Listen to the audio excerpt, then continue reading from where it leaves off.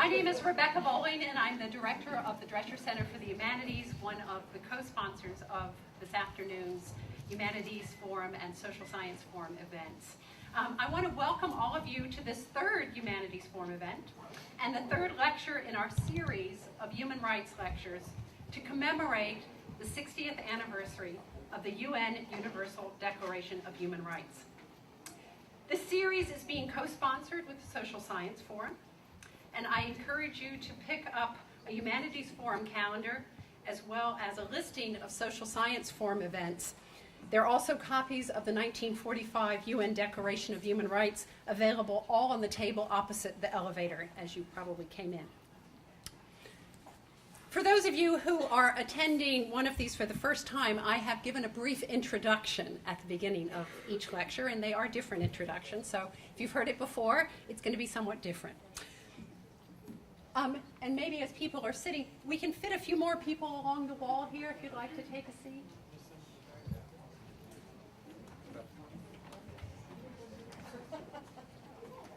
And I don't think that we'll mind if people even want to sit up here.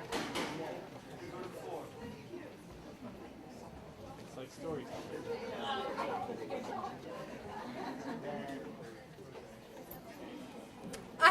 I have attempted in these introductions to this series to highlight some aspects of the Declaration and its background, following the trauma of World War II and the Depression. Of course, many people in countries that became member nations of the UN had historically, even back into the late 19th century, had a much broader definition of human well-being or the welfare and rights of people that went beyond political or civil rights. Many member states in the UN had a longer history of social welfare measures, but these were often conceptualized originally as privileges granted by the state to its less fortunate citizens, and often intended to prevent or co-opt labor activism, as opposed to acknowledging rights of all people and obligations of the state toward all its citizens. Today, we often hear the term entitlement, which means that one is entitled to something. Yet the way the term is bandied about often obscures the sense that if you are entitled to something, you have a right to it. If we think of human rights as freedoms, such as freedom from false imprisonment, freedom of religion, freedom of speech, freedom of movement, cultural autonomy, etc., then the question of economic freedom also comes to mind. In this country, that has historically been defined as freedom from government intervention or regulation into the economy. And of course, all too recently, we have seen what can happen with lack of oversight and lack of regulation of the economy. Another way of looking at economic freedom is the freedom from economic want and fulfillment of basic needs. And this was the freedom enshrined in the International Covenant on Economic, Social, and Cultural Rights that was adopted by the UN in 1966 as a follow-up to the UN Declaration of Human Rights. This covenant, however, was never adopted by the United States, as well as by a number of other UN members. Given the way economic freedom and rights have historically been understood by our government, this is not surprising. Although the current crisis that we are in and the solutions being proposed indicate that the pendulum is shifting toward more regulation and government control of the economy. Whether this will eventually lead to a broader acceptance of freedom from want as an economic right remains to be seen. But maybe in our lifetime, the U.S. will at least reconsider whether it wants to sign on to an international covenant on economic, social, and cultural rights. 3 weeks ago, Dr. Ruth Vaden explored the meaning of fairness and social justice in the context of health and health care. We should pause and think about the larger framework of justice and fundamental human rights as we attend each of these lectures and as you hopefully look at the Declaration of Human Rights. With that in mind today, we are going to move further into the realm of social and cultural rights by exploring indigenous and human rights in Latin America, in particular, Bolivia and Ecuador. I'd like to mention that UMBC's Model UN team is playing the role of Ecuador this year, and I think the team is out here today in full force. Would you stand, please, if you're a member of the Model UN?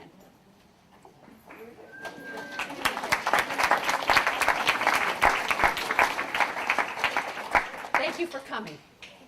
Speaking of thanks, I want to thank the Social Science Forum and the Department of Modern Languages and Linguistics for co-sponsoring today's lecture, along with the Drescher Center for the Humanities. Modern Languages and Linguistics have asked me to invite any of you who would like to continue the conversation, which we'll be beginning today, with our speaker, Dr. Cockcroft, at a pizza lunch tomorrow in 331 Commons at noon. So you're all invited. Now, without further ado, I would like to introduce to you Dr. James Cockcroft. Dr. Cockcroft started out in the humanities and then gradually moved more into the social sciences. He received his BA from Cornell in English and philosophy, and his MA in English from Stanford, and then his PhD from Stanford in sociology, history, and political science. Now, let me tell you, he's got a lot of areas covered. He is a 3-time Fulbright Scholar, a 2-time guest professor in Mexico, a former Ford Fellow and Peace Corps consultant. He has taught at more than a dozen different universities in the United States, including the University of California and the State University of New York, as well as in Europe and in Colombia. He has written 40 books. I had 35, but I talked to him a few minutes ago, and he's finished another 5 within days, I think. I'm just kidding. On Latin America, international relations and political economy, comparative human rights, labor migration, multiculturalism, the Middle East, and public policy. He is currently working on 5 new books, unless these were the 5 that you just finished. No, these are yet more. We are very honored to have him here at UMBC today to speak on Indigenous and human rights in Latin America. And by the way, I've put out a list of some of his more recent books out on the counter over by the elevator. Please join me in welcoming him after his long journey by train from Montreal. Oh, wow.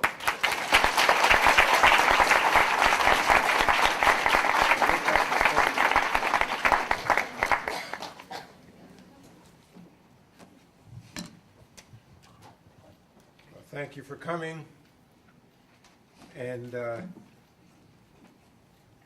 let me point out that the 2 countries I'm going to be looking at in any detail today are Bolivia and Ecuador. Ecuador is so named because it's on the equator, right here. Here's your Panama Canal, here's Cuba, and here's Miami up here. Here's Bolivia. Landlocked. Only landlocked, one of the only landlocked countries in the world. Bolivia. Both Bolivia and Ecuador are extremely poor countries. They typify the global south, where levels of nutrition are below the minimum requirement for more than 80% of the people, where infant mortality is very high, where disease is rampant. Both experienced cholera epidemics in the late 80s and early 90s. And if you were to dwell only on the poverty dimension of these 2 countries, you would be talking similarly about certain countries in Africa, or say Haiti in the Caribbean. And yet, these 2 countries have come to represent one of the greatest hopes for humanity today, as you are about to discover. Why? So let me explain a little bit why, and say that I will examine today's processes of revolt among indigenous peoples in Latin America, focusing on these 2 countries, involving attempts at new yet very old practices of plurinational and intercultural forms of democracy, ecologically sustainable development, community-based autonomies, and solidarity with other sectors of society, locally, regionally, and internationally, under the Indian or original peoples, as they're called in Latin America, los pueblos originarios, under the Indian slogan of unity in diversity. And they mean unity with all humankind, and with Pachamama, Mother Nature, which I'll explain shortly.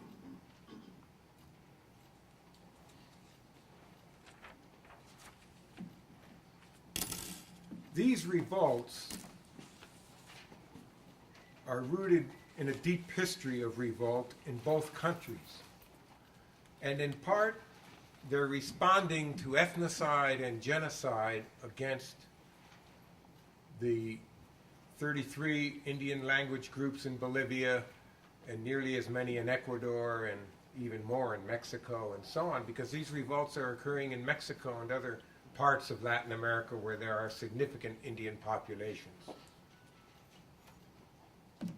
There are about 55 million people of Indian descent, or I should say Indians, culturally, completely Indian.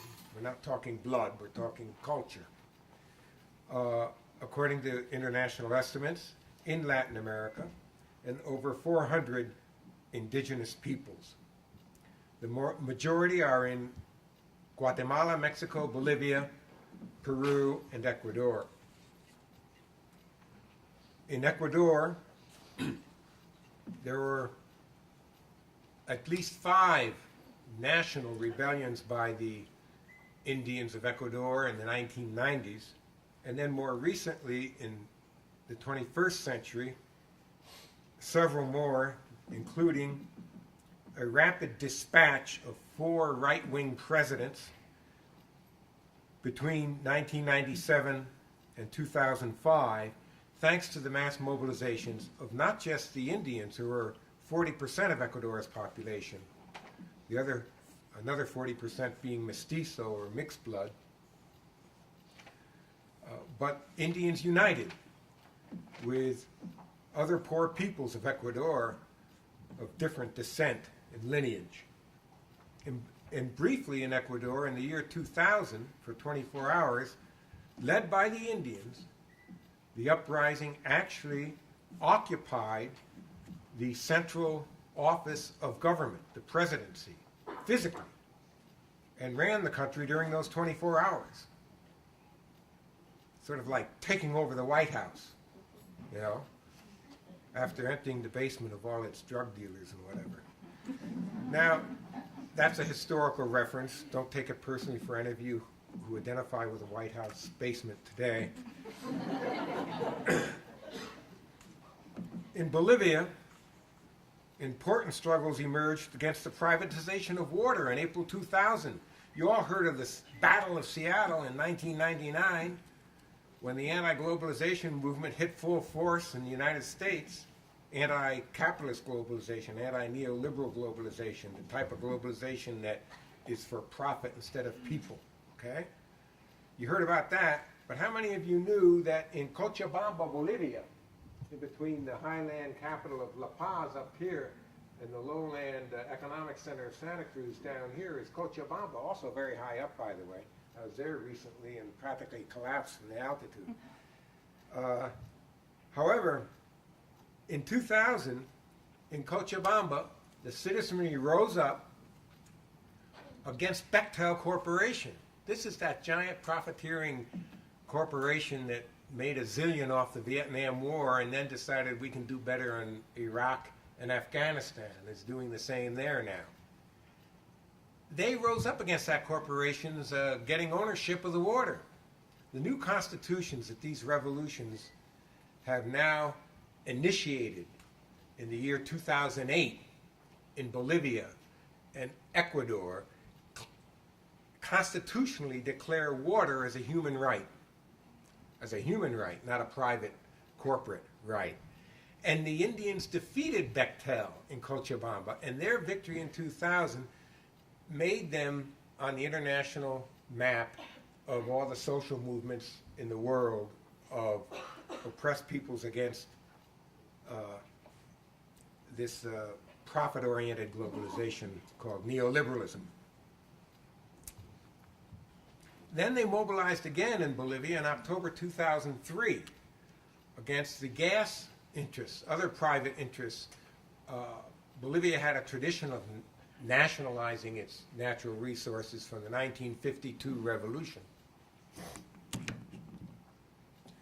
But the revolution was betrayed mainly through United States influence, and eventually the U.S. retrained the military that had been disarmed, and brought in some of the first neoliberal programs, even before Chile's of 1973 and the dictator Pinochet. They began introducing that stuff in Bolivia in '64 with dictatorships of the generals between '64 and the '80s. Well, anyway, with the privatization of these industries, the Indian movements have been calling, no, they belong to the people. They're natural resources. They belong to the people who live there. And so they defeated the private interests who were trying to take away Bolivia's gas. Now, natural gas and oil, but particularly the gas in Bolivia, have become major export commodities. You've heard of Venezuela and all its oil. Huge oil country, right? Well, the gas for Bolivia, just from some of the gas fields in Bolivia, actually keeps one city 100% in Brazil, 100% running, and that's Porto Alegre. And 70% of another city, one of the biggest cities in the world, an industrial giant in Brazil, Sao Paulo, depends on that Bolivian gas. Now, the new government of Evo Morales, a full-blooded Aymara Indian who was elected in 2005, his government, was it 2006? 5? His government nationalized the gas and oil and minerals and hydrocarbons of Bolivia. This is relevant. This is just to sort of set you up for what you're getting into in this discussion. This is relevant for what's happening today with the U.S.-sponsored fascist, not just right-wing, but fascist right-wing coup d'etat that has been mobilized in the last 2 or 3 years in Bolivia against the democratically elected government of Evo Morales. And so far, it hasn't worked. The coup has not worked. You'll hear about it in the end of the section of my talk on Bolivia. But right now, I'm just giving you a general overview to help sort of land you into these countries and anticipate more to come and what's going on, in other words, because some important stuff is going on that affects all of us. Now,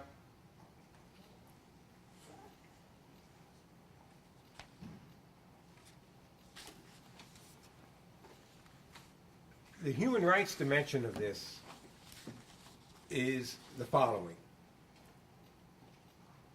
In 1996, or excuse me, 86, I think, the International Labor Organization passed what they call Convention 169, which, for the first time on the world scene, legitimized for all states the rights of indigenous peoples. Pretty long overdue. But most importantly, in 2007, the United Nations issued its Declaration of Indigenous Peoples. This declaration is in tune with the Declaration on Human Rights that Rebecca mentioned that you should pick up a copy of out here. You really cannot be a functioning citizen of the world today without reading the United Nations Declaration on Human Rights. It will open your mind like the best teacher you ever had opened your mind, okay? The 2007 Declaration on Indigenous Peoples' Rights was incorporated in the proposed constitution of the Morales government in Bolivia. The first nation, in fact, it was incorporated in the law by the government of Morales first, and then put it into the Constitution. The first nation to make it part of the national law, not just a glorious statement out there in international UN wonderland, okay? And that means they want to implement it, and that's what they're doing. And that's why, as you'll learn later in this talk, the CIA is so worried about the very people who have been invisible for over 500 years.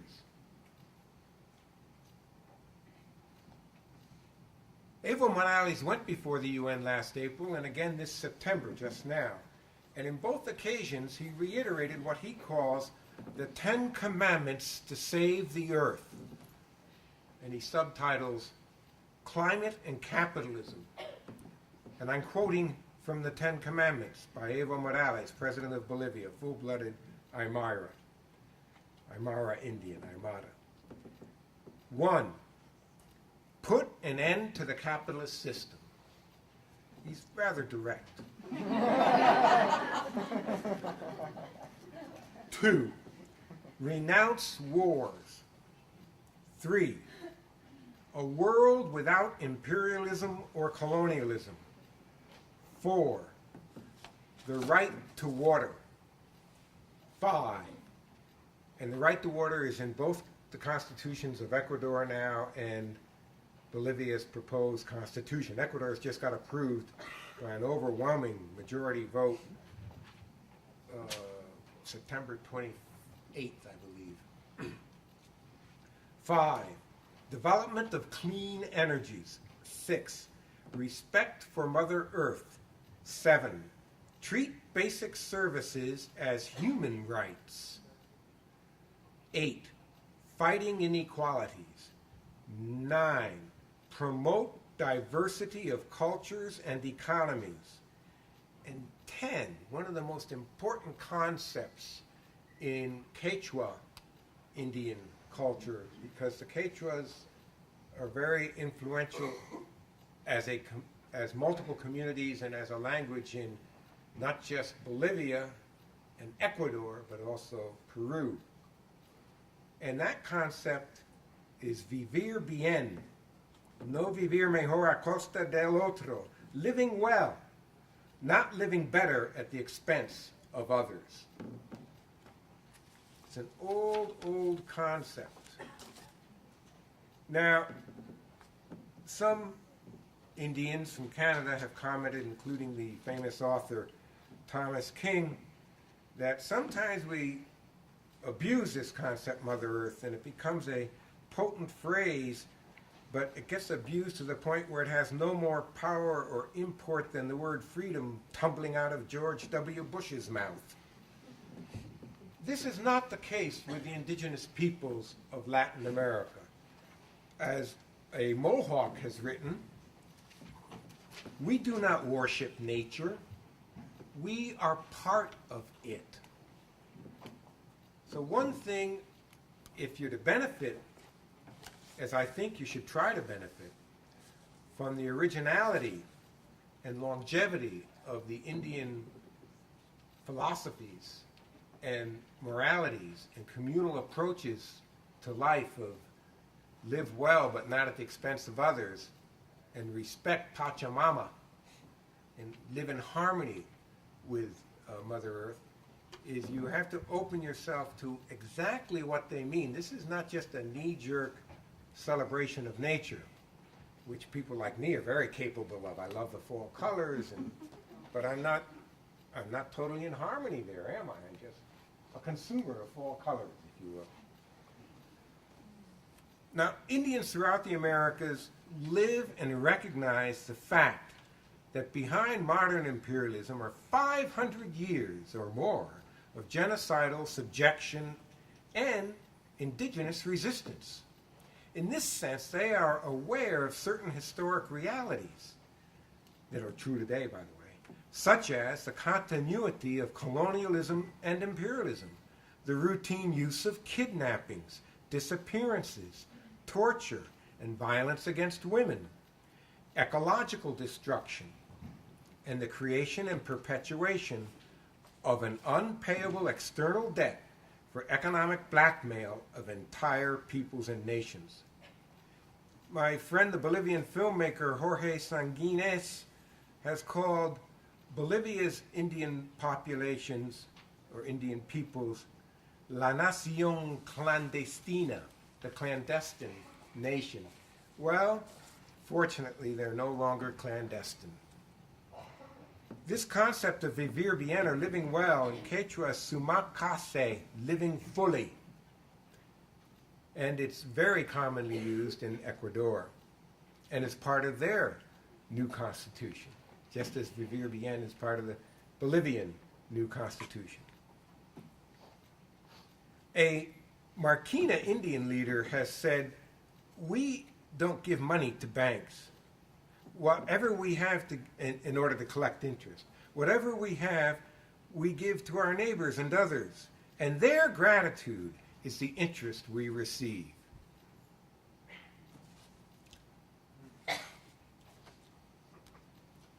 Morales, the leader of the movement to socialism in Bolivia and now president, speaks of constructing a communitarian socialism in harmony with one's community and Mother Earth. And an Indian saying, which is quite relevant to Mother Earth in all these countries now, particularly in Ecuador and Bolivia, where the natural resources are very much desired by foreign capital, quote, petroleum is the blood of the earth. If you sack the blood, you kill us. You have to think about that one. That's a very deeper level of Indian wisdom.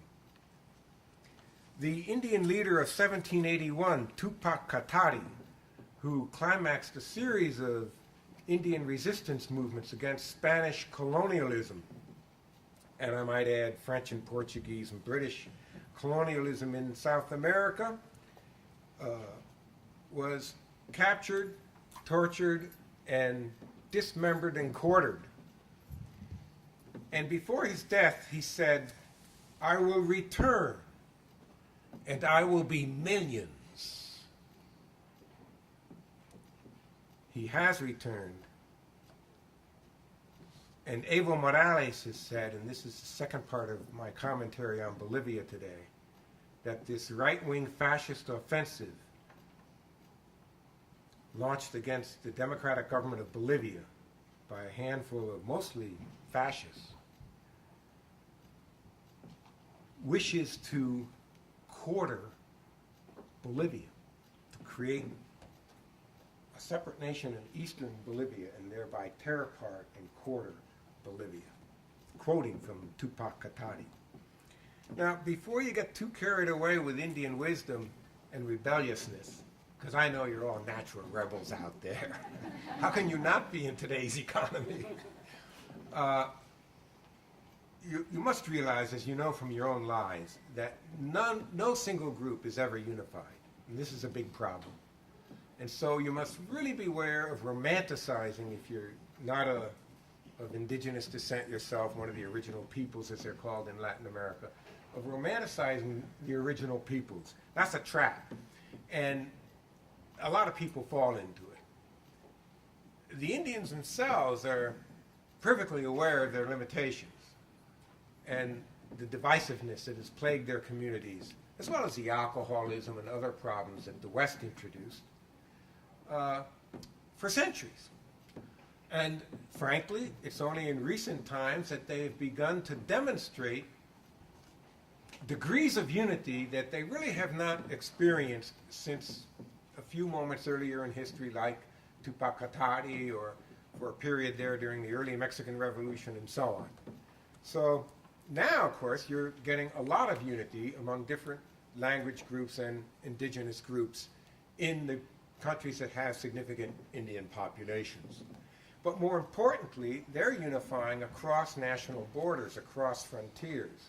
And that's why Evo Morales and Rafael Correa, the non-Indian president of Ecuador, who is supported critically by the Indian movements of Ecuador, described their constitutions as constitutions for all humanity. For example, the Ecuadorian constitution, just now approved, electorally,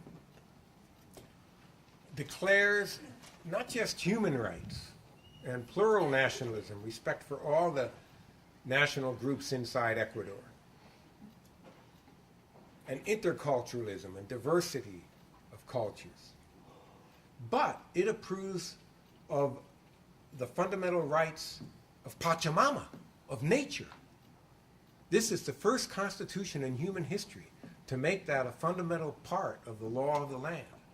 You shall not violate the rights of nature in any way, shape, form, or manner. Now, I'm not up on every one of the articles of these two constitutions. Ecuador's alone has 444 articles. Imagine the mashed potato dish that must make. And there are internal contradictions within these constitutions because they were hammered out between competing groups, including capitalist groups that didn't want this thing going too far. But Ecuador's, I can just jump ahead for a minute because I'm going to leave this till later. I think it's in tune with what I'm saying now. Ecuador's constitution recognizes civil marriage for gay partners, free health care for older citizens, second four-year term for the president. The state is allowed to expropriate and redistribute idle farmland and ban large land holdings, a notorious problem in not just Latin America, but the United States. It can declare some foreign loans illegitimate, which would allow the government, therefore, to stop the payment on the huge national debt. It would allow the state to tighten control of vital industries such as oil, mining, telecommunications, and to reduce monopolies. So you can't have these big banking monopolies so that whenever they fail, they just get bigger monopolies. You know, what was the one that they let go? Lehman Brothers or something? And then two of the biggies merged. I mean, you can't keep up now. It's Morgan Chase, it's Morgan Stanley. Where'd J.P. Morgan end up? Citigroup? For a historian, this is a little mind-boggling. It creates a lay state. Now, in Ecuador, to have a lay state, a non-religious state, is a huge victory, just as the gay rights victory was, against the Catholic Church, one of the most reactionary institutions of Latin America, and certainly, in Ecuador's case, one of the most reactionary churches of that reactionary institution. So it's a big defeat for the church. They recognize diverse types of family. They recognize all these gay and lesbian rights, and the right for a woman to have a choice over what she does with herself and her body, even though that's contradicted, mashed potatoes time, by another clause that says life begins at conception.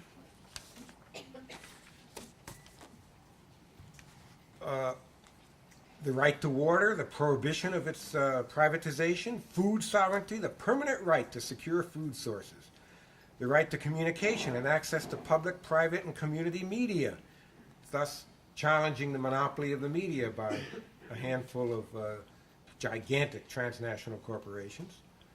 The prohibition of foreign military bases, adios, U.S. Marines and Navy and soldiers and so on from the Manta base of Ecuador. They'll be out of there in 2009.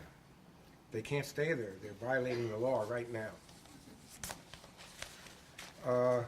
And by the way, U.S. troops have been all over Ecuador and Bolivia throughout the history of those two countries, including this present century. So these are real throwing down of the gauntlet by revolutionary movements that made this possible, social movements, to say no more foreign occupation of our lands by troops.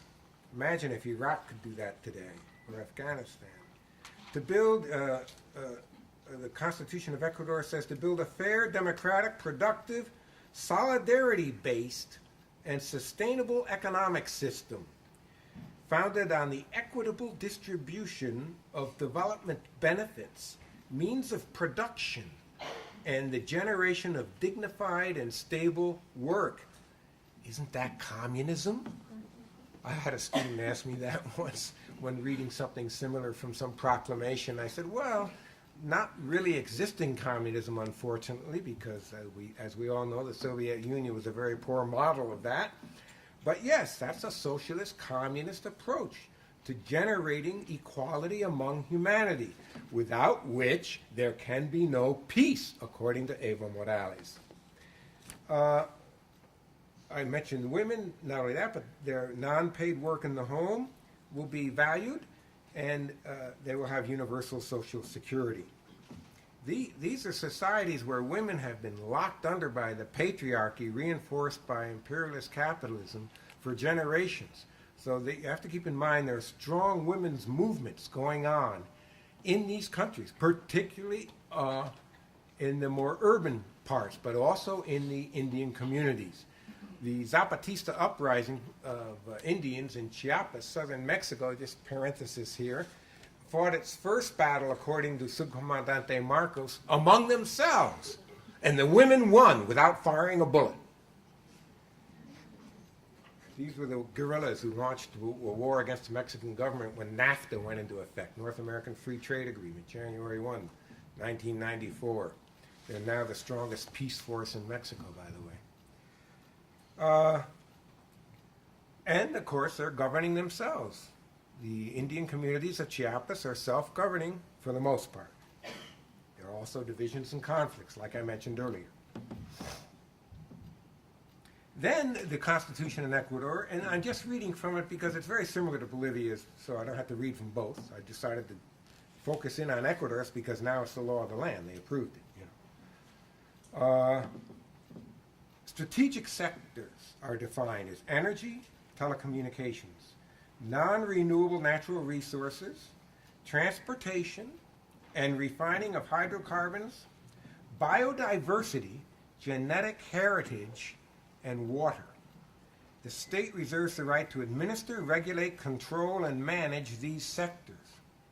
Now, this doesn't rule out capitalist investment. Don't get any misunderstanding here. This is a transition document that blesses private property in several of the 444 articles, okay? And so it's really how you interpret it and how you mobilize from below to make it go the direction you want it to go that will determine to what degree it becomes more socialist, more egalitarian, more respectful of Mother Nature and Indian rights, or to what degree it just refashions neoliberal capitalism with strong private control of these strategic sectors, right? But with now a cosmetic new face. The Indigenous movement proposed, by the way, in Ecuador, that the policy of previous informed consent, which somewhat ambivalently is written into the 2007 UN Declaration on the Rights of Indigenous Peoples, the Indians insisted that previous informed consent be obtained from them for any mining in their territories. A lot of the oil fields, as well as some of these natural resources of water and so on, are in Indian communities. In the case of Ecuador, the Indian communities are highly concentrated in the High Sierra and the Lower Amazonia, tributaries of the Amazon River, which is this huge river, in case you don't know about it. That I'm laughing because it's one of the most famous rivers in the world. It runs all the way from here out to the ocean, so it cuts right across South America. Some of the tributaries come out of the mountains of Colombia, Ecuador, Peru, and Bolivia and Brazil.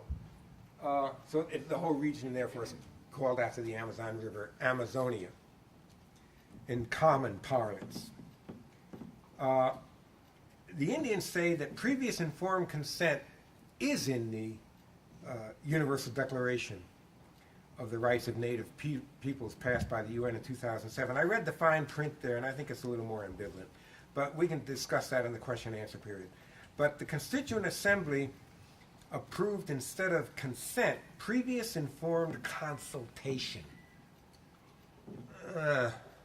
So there's a big fight now going on in Ecuador over that. And I think the Indians will win it, by the way, just as they've won everything else in this struggle in the recent years of their struggle. Keep in mind that for 500 years they lost in their struggles, and they were massacred. In fact, they were still being massacred in the 21st century. Several major massacres happened as recently as just, was it last September in Bolivia, okay, which we'll talk about when I return to Bolivia shortly. But yeah, so it's a struggle, and by no means have the Indians won, but they are winning for the first time. They are winning, and we'll see if they can continue in that direction. And even the leaders of the major organizations in Ecuador have said, look, we supported the yes vote for that constitution on September 28th, but critically. And what it means, from our point of view, is that it opens the doors now to advance our struggles further. Okay? That's how they look at it. We can take advantage of some of the nationalist and socialist-oriented clauses of the Constitution to push our demands further. So you're looking at highly dynamic processes involving massacres, which we'll get back to in a minute, but not by the current governments, by the enemies of the current governments. Because now the Indians are inside the current governments, aren't they? And they're the ones who had majority vote in the case of Bolivia in the Constituent Assembly, creating that constitution. And they had a strong minority vote in the case of Ecuador. Now, Ecuador and Bolivia are both known for frequent turnover of presidents. But the question is, what's the cause of the turnover of the president? Two of the longest lasting presidencies in history in these two countries are the two current presidencies. The two current presidencies that we're talking about with these new constitutions that came out of these indigenous movements and other movements, women, young people, linking up with them from both indigenous and non-indigenous descent. Now,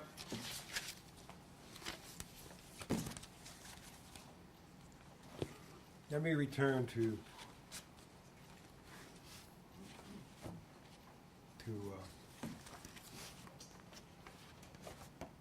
the theme of the goals and aims of these movements. I just want to quote from a Indian leader of Ecuador, one of the main Indian organizations in Ecuador, to explain plurinationalidad, or plural nationalism, means integrating a country and recognizing the diversity under one proposal and model of an independent state, a unitary state where there will be tolerance and true democracy, recognition for the different nationalities within the national borders of that state or country. The state or the nation will not be constituted just by individuals, but by collective societies, such as the Quichuas or the Quechuas, the Shuar, the Siona, the Secoya, among others. In actuality, the Ecuadorian state, and this was written before the election of Correa and the new constitution, is constructed in a colonial, artificial manner that has always benefited a small group, the elites, who have done so much damage to the country. Only when plural nationality is recognized will it be possible to implement by state action interculturalism, which is not multiculturalism. Interculturalism or interculturality is where Quechua, the language, the majority language of Indian languages in Ecuador, will be for all Ecuadorians, just as Spanish is for all Ecuadorians. By the way, this is old news in Peru. That became law back in the 80s in Peru. And that the program of studies will not be called the House of Culture, but the House of Cultures. Multilingualism has contributed nothing to public policies, but it's been more like folklore, and he's referring to multiculturalism and multilingualism. It's not enough, in other words.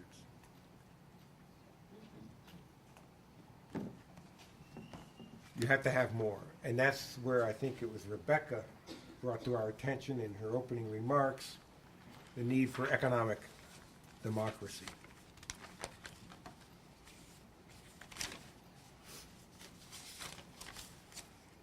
President Rafael Correa of Ecuador has said, "We are living not in an epoch of changes, but in a change of epochs." And think about that. When you look at today's economy, when you look at the disappearing of drinking water in your lifetime, probably within the next 10 years, on planet Earth at least. Maybe not for you. But don't forget, even the water you drink now in the States is mostly privatized. You buy it in the bottle at the store and so on. Most of the world's people cannot afford to buy a bottle of water. Excuse me. Now, what's he mean? He means that the world is being turned upside down. The Indians are coming to the top instead of remaining at the bottom. Movements are arising all throughout Latin America that have actually kicked out the United States' domination of the region by election, moreover. Remember how the United States always championed free elections? But then when they elected a socialist in Chile, they sent in aid to destabilize his government and overthrow it with Pinochet in 1973. Because Secretary of State Kissinger at the time said, we shouldn't stand idly by because people are stupid enough to elect a communist democratically. So much for democracy, you know? And one of the big demands going on now in these movements in Latin America, once they elect these presidents who are campaigning on platforms against neoliberalism. Neoliberalism is the US-led policy, seconded by Europe and Japan, of privatizing everything. So there go all your basic rights that Rebecca described in her opening remarks. You privatize the right to health, the right to water, the right to education, and so on and so forth. And then you break up the unions because they're corporate bodies that should be private. Each individual should have free choice. You know, it's all in the name of democracy, right? And so you privatize all that, and now the United States union population here in this country is down to 10% of the labor force. It used to be 30%, 30 or 40 years ago. But this neoliberalism has been in charge since 1973 Chile, which became the laboratory of implementing neoliberalism through military dictatorship, which was then carried out through a series of military dictatorships and enforced it, privatizing everything, breaking up trade unions, taking away all democratic rights, forget that, in the name of prosperity, freedom of the market, free trade, okay? Individual freedom. Well, I won't bore you with the details because they're very depressing of the million or so people slaughtered in Latin America, disappeared in Latin America, tortured in Latin America.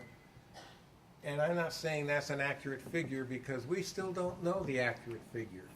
We know that in one country, a small little Indian country called Guatemala, 500 or more Indian villages were razed to the ground, you know, not just quartered and dismembered, just wiped off the face of the earth. And we know a lot of the horror stories, genocidal. Eli Wiesel, the Nazi hunter, Jewish Nazi hunter who spent his life campaigning against the Hitler genocide, said, I never thought I'd use the word genocide for any other people. But when I see what's happening to the Indians in Paraguay, I have to say, it's genocide. And you could go on with examples from Ecuador and Bolivia, but I think it might be too depressing to do that right now.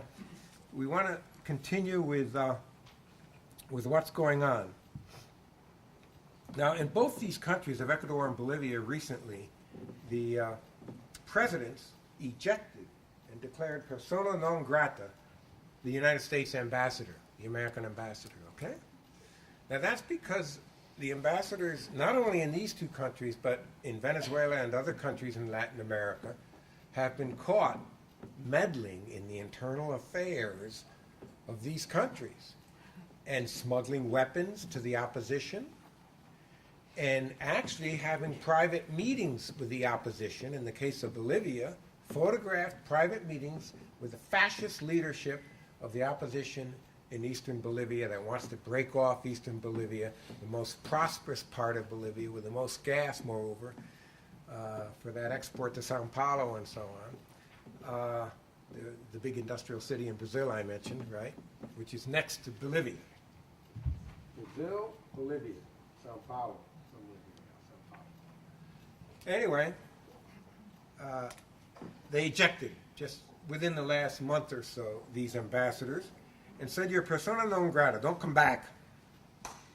Not only that, but the other governments, which are not as progressive as Bolivia's, Venezuela's, or Ecuador, such as Brazil, which is just neoliberalism with a human face, or Argentina's, which I'm not sure if it even has a human face, but we'll ask some of our Argentine friends to comment later on that in the question and answer period. They have all joined in South America to organize something called the Security Council of South America, which excludes the United States. Yes. They've also organized a Union of Nations, UNASUR, of South America, yeah? Which excludes the OEA, the Organization of American States, that famous fig leaf for U.S. imperialism. And so they're going their own way. Now, the word autonomy comes to mind, but the word autonomy has been pushed forward not by these neoliberal presidents posing as revolutionaries, but by the Indian communities calling for autonomy and self-governance at the local level, which they are achieving on their own just through organizing, regardless of any law. Now, of course, the new constitutions legitimize that autonomy. So the United States has found its influence radically weakened, so much so that the Council on Foreign Relations, the CFR, a notorious policy influencing and basically policy-making body of elites in the United States for foreign policy, Council on Foreign Relations, recently declared that the day of the Monroe Doctrine is dead in Latin America, that we have to turn the page of history, sort of like, you know, we're in a change of epochs. And they're saying that? So, you know, it's not just this guest speaker who's pointing out the decline of U.S. say-so in Latin America. Because the say-so earned a bad rep. It sponsored the dirty wars, the disappearances. It even sent torturers to train other torturers through the AID program, documented in the case of Uruguay with Mitrione, if you remember, those of you who know Uruguayan history, which is right here, between Argentina and Brazil.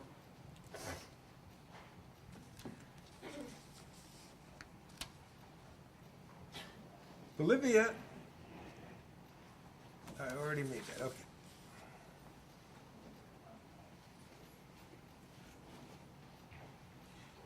The social movements organize and unify internationally, mainly across frontiers, mainly through the social forum meetings and the social movements meetings. The social movements meetings happen inside the social forums or independently. And recently, the Indians who have been sparking many of those social movements, have organized meetings about Pachamama itself and what they call the lungs of planet Earth, the Amazon region. So they have interregional meetings now to defend what really is at stake in Latin America for your future, not just for theirs, for your future. The lungs of planet Earth are being destroyed in the Amazonia by these lumbering companies and mining interests. And this is documented scientifically. It's not just some kind of off-the-wall Indian allegation. In fact, I find most of the Indian allegations to be completely on the wall, completely rooted in reality. Not only do they root themselves in living with nature, but they root themselves in reality land. And of course, more than any other peoples, they know about the reality lands of over 500 years of colonialism and imperialism. And they believe, as Jose Marti did, that patria, their little patria chica, their little language and community, in many cases just 50 people, es la humanidad. For them, every individual is part of this larger cosmovision they have of all humanity. The next 2 points I want to raise quickly with you are the need to refound the state. The old state, being a colonial type state, is to be completely razed to the ground and replaced by a new state that will embrace the principles which I've just been reading to you, which is really to embrace the United Nations Declaration on Human Rights, which is why you got to read that before you leave today. Pick up a copy, okay? And to do that, they are not ruling out the old state. In order to get this new state going, they have to get someone in office who will listen to them. So they go through old state elections that are corrupt, paid for by everything from AID and the CIA to who knows what, you know, just like in Florida and Ohio in the United States, you know. And so they have declared that we must, since this old state is called democracy, a representative democracy, we must democratize democracy, okay? And that's what they're about. Everything you've heard so far is about democratizing democracy. And this is a phrase that is used very commonly now in Latin America. In fact, the Bolivian Constitution distinguishes between representative democracy and participatory communitarian democracy. Big difference. And of course, its fine print goes into more detail. Now, this particular constitution in Bolivia was drafted amidst a tremendous conflict of sabotage by the landed elites of eastern Bolivia. But it was drafted democratically, approved democratically, and was set to come up for a referendum vote months ago, but the opposition kept, because it has a majority, the opposition has a majority in the Senate of the old Congress, the old state, the opposition kept putting it off and saying we won't even honor a referendum. Morales, for his part, even though the opposition was sending in thugs, hired thugs, some of them from neighboring Brazil, to kill Indian peasants, as in the recent massacre in Pando, the final figure is over 30 killed now, 30, and countless disappeared. And and this doesn't include those who were killed in Santa Cruz proper, because dozens were killed there and disappeared, not in Santa Cruz, the city alone, but just in that general area where the opposition is centered. Morales never called out the troops, the president.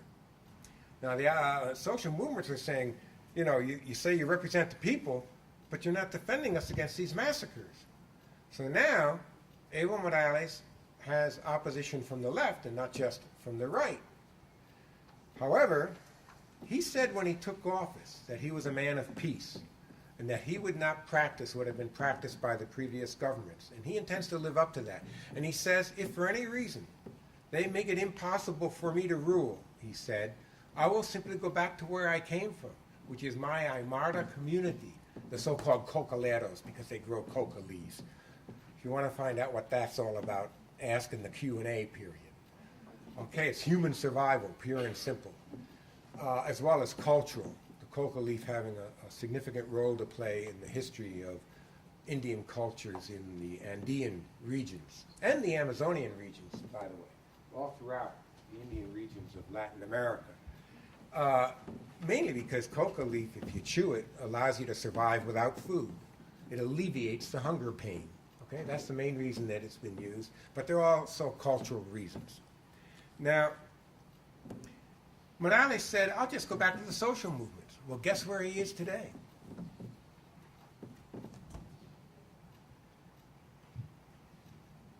A tradition in Bolivia, can you hear me?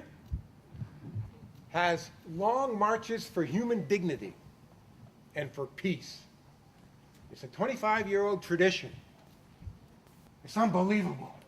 It's like marching from Baltimore to New Orleans to defend the rights of the people of New Orleans who built that city and are getting screwed after Hurricane Katrina.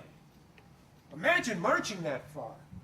One march lasted 33 days from the lowlands of Bolivia to La Paz, the highest capital in the world. That's how long it took to get there. Guess who's joining the next march? Evo Morales. And he was on some of those earlier marches. Okay? He's gone back now to the social movements that made his election possible. And they're marching on La Paz to pressure that Senate to say, let us have a public vote on our Constitution that we democratically drafted. Let us have that vote, or else. Now, the last time the social movement said or else in Bolivia, the guy who killed over 70 people in El Alto, a new slum community built above La Paz, talk about breathing at high altitudes, we're the center of the 800,000 strong street vendors union, almost a million is, mostly women again, massacred over 70 people. Gonzalo, what's his name? Sanchez, you know. Anyhow, he was president a few years ago. And the Indians and people in El Alto, not just Indians obviously, drove him out. And guess who said, oh, come here, we'll take care of you, Uncle Sam in Washington, and the Cuban Mafia in Miami. And now they've given refuge to one of the chief engineers of the massacre. All right? The Indians in Bolivia are saying enough. We want these guys back, just like the Iranians wanted the Shah of Iran back to put him on trial, you know? And that's what's being acted out in Bolivia now. So the last time they marched on Congress, the president fled. He fled to his sponsor. That's where he fled to. And now the guy who's behind the massacre of the peasants last September, whatever, in Pondo, up in here, in the lowlands, where there are very few Indians, but very strong Indian movement. So when you kill 30, it's like killing, you know, a third of the population or something. Not exaggerate, but, you know, it's a big killing, in other words. It qualifies as ethnocide, by the way, by UN definitions. He ran for Brazil, because that was, you know, where he's hiring his gunmen from. Why not, you know? And he got captured because Morales declared a state of siege and did say, you troops go in there and get that guy. And they got him before he could cross the border. Okay? So this is a situation now. Then the UNASUR met. This is just to bring you up to date on Bolivia because I'm running out of time. You're going to have a lot of questions. I want to have discussion. The Union of South American Nations voted unanimously to support the Morales government, to condemn the massacres, to condemn the opposition movement. But it didn't vote to condemn its U.S. sponsors. But it voted to condemn these people. In the question and answer period, I can document for you where they come from, their fascist background. Don't forget, Bolivia was one of the central places of retreat for the Nazi war criminals of World War II, including Klaus Barbie, who, when he was finally extradited to France in 1987 and put on trial, acknowledged, or his I think it was he himself, but if not he, his partner in crime, acknowledged that he, Barbie, had created Nazi-style concentration camps in Bolivia during those years of the dirty wars. So these Indians, and because Indians are a majority, a vast majority in Bolivia, are coming out, you know, of a pretty serious history. I like that word serious young people are using. The previous generation said awesome. Now it's simply serious, you know. Now, Morales won this last referendum. He even said, okay, there's opposition to me. We'll have a public vote. You want me to stay or not? And we'll have the same public vote for all the governors in these provinces, 4 of which have declared themselves in rebellion and who have publicly declared, we want war, we want civil war. We don't want the monkey in the presidency. They call the president a monkey because that's how they think in racist terms, okay?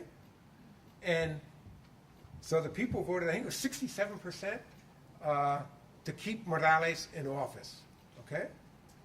And they voted out all the other creeps from the governorships except for the I think it was 4 of the provinces in the extreme east where the vote against the fascists and for, in effect, the president and the new constitution increased compared to the previous election, but they still lost. Okay, I hope that was clear. All right, so you get the picture. You get the picture of motion. I've given you the picture, I think. I want to go to a concluding part now. I wasn't able to cover the historical context adequately, but I think I did it with some of my examples and abstractions. I want to go to a conclusion and open it up to questions and answers. The United States, I didn't read from these 2 CIA documents, but I got to tell you, the CIA and its documents that are now public for what the world should be looking like in the next 15 years, say 2020. Okay, I should live so long. 2020. A, won't be enough water. B, won't be enough oil. Well, that's not news to anyone. But C, 80% of the world's biodiversity is in the Amazonia region. We got to get it. What's it? It's not the biodiversity. Now, one thing the pharmaceuticals want is the Indian wisdom on indigenous plants and medicine. Without going into the history of it, European medicine was born on the backs of dying Indians in the 16th century of the conquest of Latin America, where the Spaniards would follow them, their bloody trails when they were fleeing, bleeding from the wounds, and see how they treated the wounds. And that was the birth of European medicine, in part, obviously. Now, the pharmaceuticals want all the intellectual property rights over everything in the Amazonia. Just like the lumbering companies want all the 250-year-old mahogany trees. That when they take them out and kill the Indians who were in the way is another act of genocide in the case of 2 Indian groups in southern Ecuador. The UN Declaration of Indigenous Peoples' Rights, 2007, honors the intellectual property rights of the Indians. Okay, now IPRs, intellectual property rights, are a big deal that you should ask some of your professors about.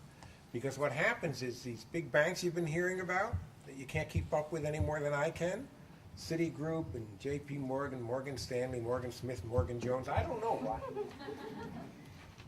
And the pharmaceutical companies and a few other giants, you know, Pfizer and so on, they want to get their hands on everything. And how do they do it? Through IPRs. Oh, we have the intellectual property rights. It's free market. No, they have military power is what they have. And the rest of the world wants peace.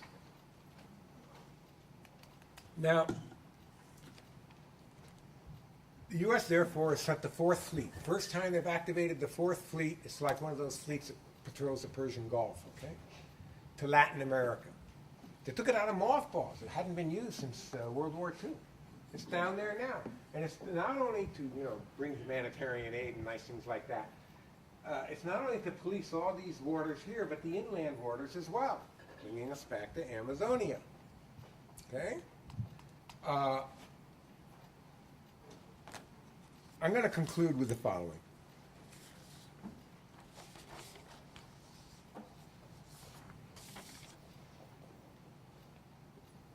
In In the midst of this economic crisis, Bush, just last week or 2 weeks ago, launched something called the Initiative for the Road to Prosperity in America. Well, I just wanted to give him his 2 cents worth. We face a profound ecological crisis and a profound world hunger crisis. Shortly, there will be not enough water, drinking water, food, or oil to maintain the pattern of accumulation of capital or the standard of living in the most industrialized nations.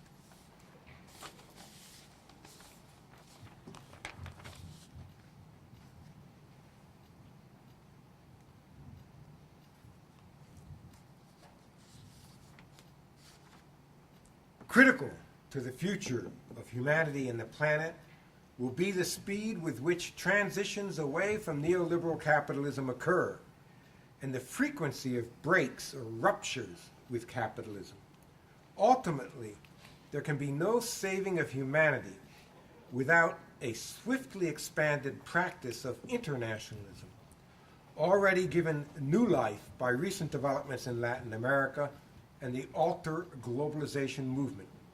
Internationalism is a process of human solidarity and exchange of experiences, of listening and learning from the other. People in what Jose Marti, the Cuban father of independence, called, when he lived here, the belly of the beast, that is the United States, have a chance to make a critical difference and can learn from the experiences not only of Bolivia and Ecuador, but also Venezuela and Cuba.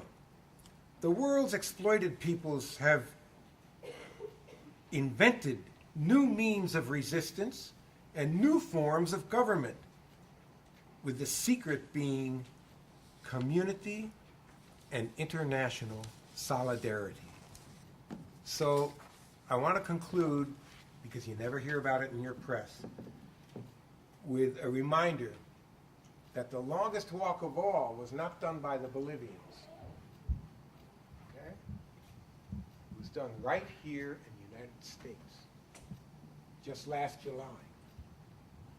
Over 3,000 miles by foot.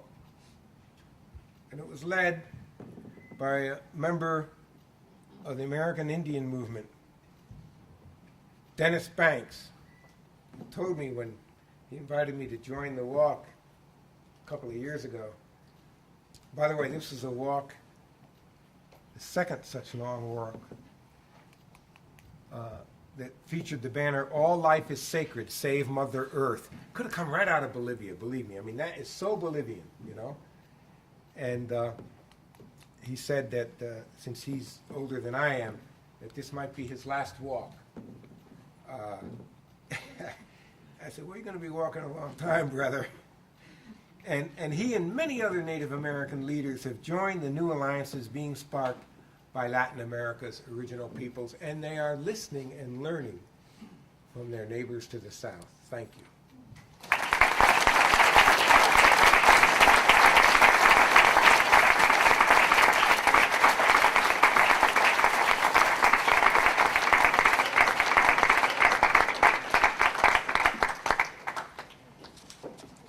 Dr. Cockcroft has very generously offered to take some questions, and so I will try to facilitate that. Would you prefer to have one at a time, or shall we gather a few up? Gather them up. Gather them Yeah, up? yeah, because people tend to get, you know, they'll leave otherwise. Don't leave.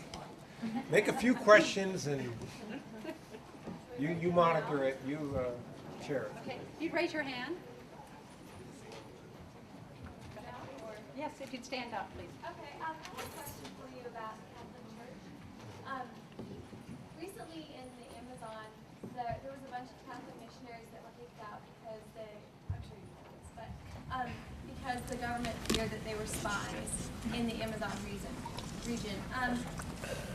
But with that being a decrease in the medical care and health of the region for those Native Americans, and they themselves were protesting against the extraction of the missionaries because they felt that their health care had declined in that. How do you think this complicates the anti-Catholic sentiments of some of these revolutions? Were these Catholic missionaries or Protestant? Catholic. In which country? It was in Brazil. I really don't know about that part, although obviously the history of missionaries, be they Catholic or Protestant, in Brazil and other countries, has always been cloaked with good intentions. Healthcare, education. Bible translating, for example, was a big thing of the Protestant missionaries in Ecuador and Venezuela and Colombia. And Ecuador and Venezuela had to kick them out because they were not tending to the deeper needs of the people. The deeper needs of the people are the needs I mentioned today. You have to keep in mind people are starving. Their children don't grow. Just the mining community in Bolivia, the average lifespan was 35 years because they die so young of silicosis, okay? And so you gotta see where the major issue is. The major issue for most of Latin America, I don't know the concrete case of these missionaries. I know many cases of the Jesuits who abused Indians and yet created a wonderful Indian orchestra, like in that movie, what's it called? The Mission, you know. So it's complex. There are divisions within the church. What you have to know is there are progressive church elements and very just sort of straight-laced reactionary, and actually very reactionary elements who do spy, who do work in alliance with U.S. imperialists and economic interests trying to take over the natural resources and biodiversity of those regions, okay? So there are reactionary elements. Now, the progressive elements are now getting elected to presidencies. They're part of the theology of liberation. The last theologian of liberation to get elected president of his country is the current president of Paraguay. And right away, the right-wing offensive was launched against him, that he would be killed. And the CIA has taken off the wraps on assassination now. So it's the law of the U.S. now. You can go in and have someone assassinated. And he's the former bishop, a former bishop.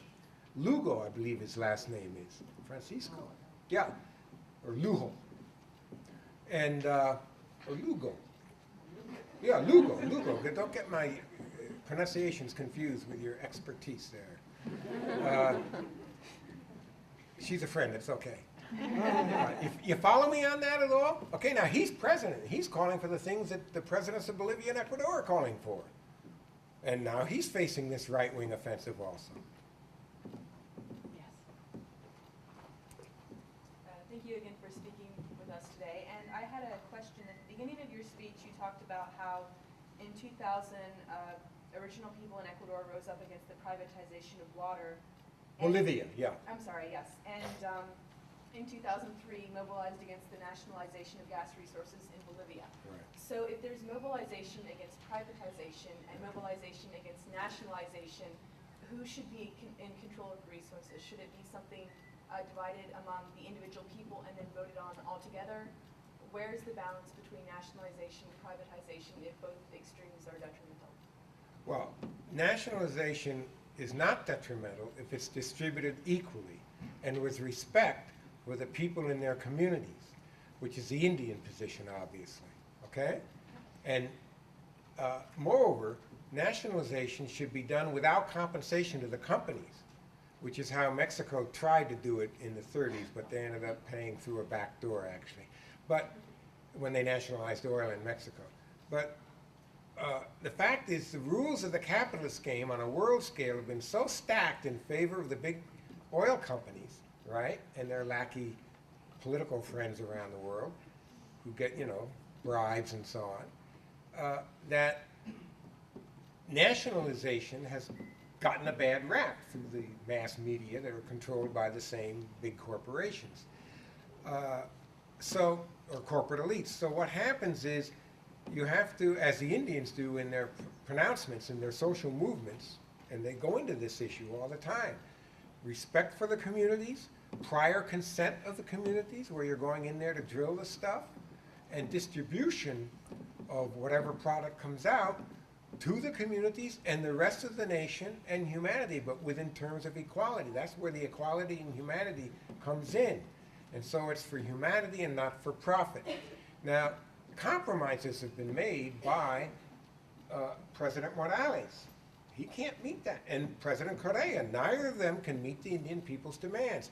These are transitional situations where you have to, in order to get to utopia, you have to go through hell a little bit first. And so they're taking them through a kind of a partial hell on the road to heaven, huh? Sort of, what's that, in between? Purgatory, yeah, where you still need foreign economic interests to help you develop refineries and things like that. But if those foreign economic interests don't behave themselves, then they get kicked out. And that's what happened recently with a Brazilian company in Ecuador. The president kicked them out. They said, we're going to build this hydroelectric project, and there was corruption, and they didn't complete the project. And they said, okay, we agree we did wrong. We'll give you some money in return, but it was like giving a nickel for after you robbed $1 million. So Correa kicked them out. You can't come back, moreover. It's like those two ambassadors. Don't come back. We know about you.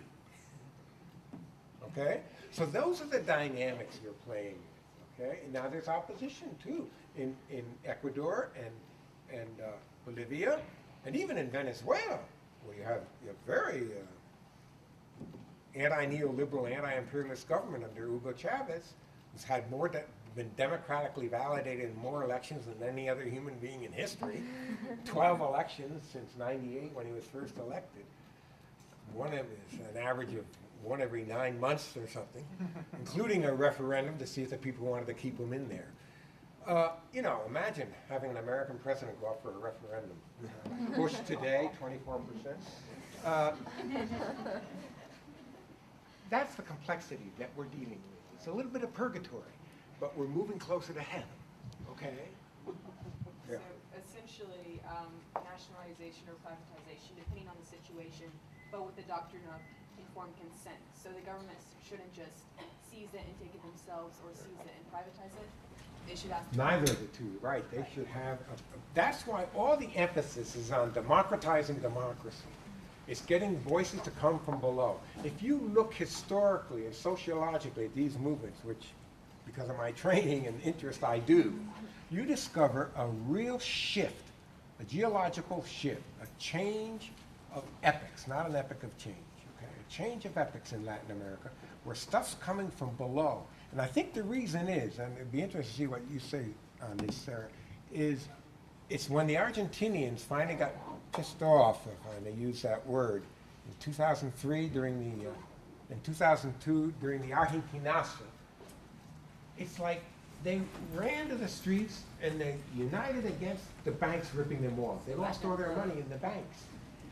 But what was interesting to me about it was they were not afraid. And years of military dictatorship, one of the worst and most brutal in Latin America was Argentinians, right? Had instituted a culture of fear. Same in Chile, by the way. Both Chile and all the countries, but particularly Argentina and Chile, had such a culture of fear instilled for generations. You're talking a generational passing on of terror. These were state terrorist regimes, okay? The long dark night of state-sponsored terror. 1964 Brazil through the early to mid-'80s, okay? They were no longer afraid. And let me tell you, Indian peoples, they have nothing to lose. Why be afraid? So they're fighting back. And they're trying to fight back non-violently through these long marches, okay? But when push comes to shove, in Bolivia, we know the people arm themselves in the end and defend themselves, because that's the history of Bolivia, the 1952 revolution. When the miners came in with their weapons, the revolution won, okay? So this issue of where the violence and nonviolence goes in the end is up for grabs, I don't know. But right now, it's nonviolent, very democratic from below.